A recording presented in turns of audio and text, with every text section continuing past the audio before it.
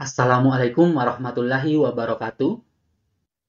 Pada kesempatan ini, kita akan membahas mengenai siklus air. Apa itu siklus air? Siklus air atau siklus hidrologi adalah sirkulasi air yang tidak pernah berhenti dari atmosfer ke bumi dan kembali ke atmosfer melalui proses evaporasi, transpirasi, kondensasi, dan presipitasi. Hidrologi merupakan bidang ilmu yang berkaitan dengan sirkulasi air, berkaitan dengan asal, distribusi, dan sifat air. Siklus air menggambarkan pergerakan molekul air dari permukaan bumi ke atmosfer dan kembali lagi. Dalam sistem ini, energi matahari memiliki peran besar dalam siklus yang terjadi secara terus-menerus. Pada saat terjadi penguapan, yaitu ketika air berubah dari cair menjadi gas, dari samudra kah, dari lautan, atau badan air yang lainnya. Sekitar 90% kelembaban terbentuk di atmosfer. 10% sisanya dilepaskan oleh tumbuhan dalam bentuk transpirasi. Tumbuhan menyerap air dari dalam tanah, kemudian memanfaatkannya dalam proses fotosintesis, kemudian melakukan transpirasi. Sebagian kecil uap masuk ke atmosfer melalui sublimasi, yaitu secara langsung air berubah dari padat, yaitu es atau salju menjadi gas. Susutan salju yang terjadi diakibatkan oleh sublimasi. Penguapan dari lautan memberikan kontribusi utama dalam pergerakan siklus hidrologi. Penguapan, transpirasi, dan sublimasi serta emisi vulkanik mendukung dalam proses hidrologi.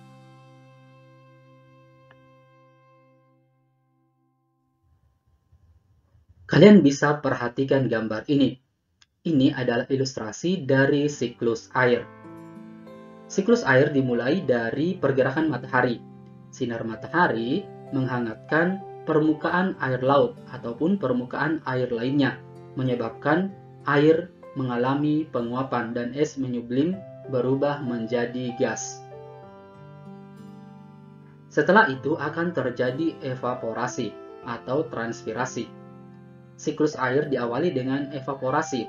Air yang ada di laut, daratan, sungai, ataupun tanaman dan sebagainya menguap ke atmosfer dan menjadi awan karena menerima energi panas dari matahari. Air berpindah dari atmosfer, dari hidrosfer menuju ke atmosfer. Setelah itu akan terjadi proses kondensasi. Kondensasi adalah proses di mana uap air di atmosfer berubah bentuk dari cair. Kondensasi di awan dapat muncul sebagai awan ataupun embun. Kondensasi merupakan kebalikan dari penguapan. Karena uap air memiliki tingkat energi yang tinggi daripada air ketika kondensasi terjadi. Kelebihan energi dalam bentuk energi panas dilepaskan.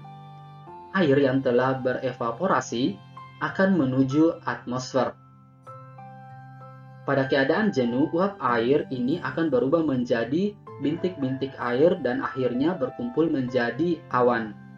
Setelah itu akan terjadi presipitasi atau hujan, entah itu dalam bentuk salju, air, ataupun sebagai hujan es.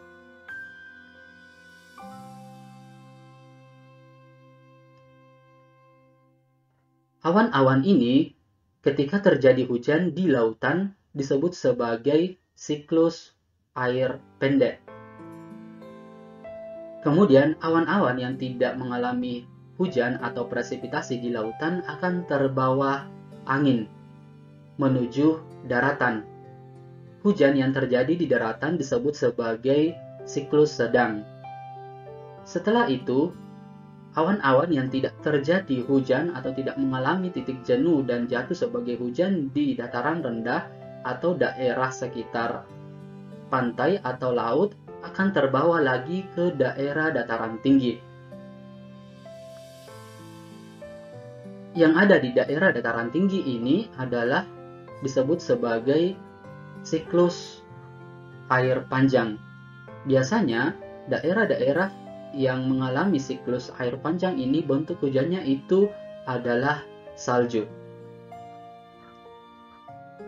Setelah terjadi presipitasi atau hujan di daratan, entah itu dataran rendah ataupun dataran tinggi, maka akan terjadi runoff. Runoff adalah proses di mana air hujan ini akan mengalir lagi ke lautan. Terjadi ketika curah hujan berlebihan dan tanah tidak lagi menyerap air. Sungai dan danau merupakan hasil runoff. Jika runoff mengalir ke danau tanpa saluran keluar untuk mengalir dari danau, maka penguapan merupakan cara air kembali ke atmosfer. Air hujan ini yang belum sampai ke lautan melalui proses runoff biasanya akan terinfiltrasi atau masuk ke dalam tanah. Infiltrasi ini atau biasa juga disebut sebagai perkolasi ke dalam tanah. Air bergerak ke dalam tanah melalui celah-celah dan pori-pori tanah dan batuan menuju muka air tanah. Air dapat bergerak akibat aksi kapiler atau air dapat bergerak secara vertikal atau horizontal di bawah permukaan tanah hingga air tersebut memasuki kembali sistem air permukaan atau di dalam tanah kembali lagi ke lautan. Seperti itu siklus air, proses pergerakannya berputar terus-menerus entah sampai kapan. Dimulai dari pemanasan matahari, kemudian terjadi evaporasi, terjadi kondensasi, terjadi presipitasi di lautan, kemudian terbawa angin ke daratan dan terbawa angin lagi ke dataran tinggi dan terjadilah hujan di sana, kemudian terjadi runoff. Setelah itu terjadi infiltrasi dan kembali lagi ke lautan. Siklus ini terus-menerus bergerak seperti itu sepanjang bumi. Ada dan terus bergerak.